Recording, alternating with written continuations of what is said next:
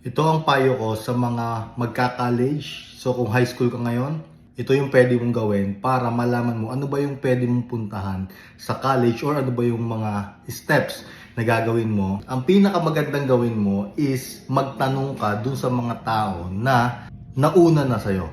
So ito yung mga tao na nakagraduate na nung course na gusto mo and nagtatrabaho na sila or nagbi-business na ba sila. So kung gusto mo let's say maging teacher, magtanong ka dun sa mga teachers na nauna na sa'yo.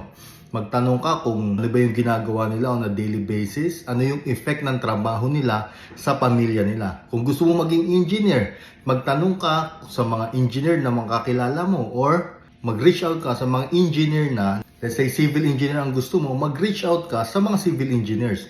Kung gusto mo naman maging accountant, mag-reach out ka sa mga accountants na nagtatrabaho na sa mga accounting firm or meron silang sariling accounting firm.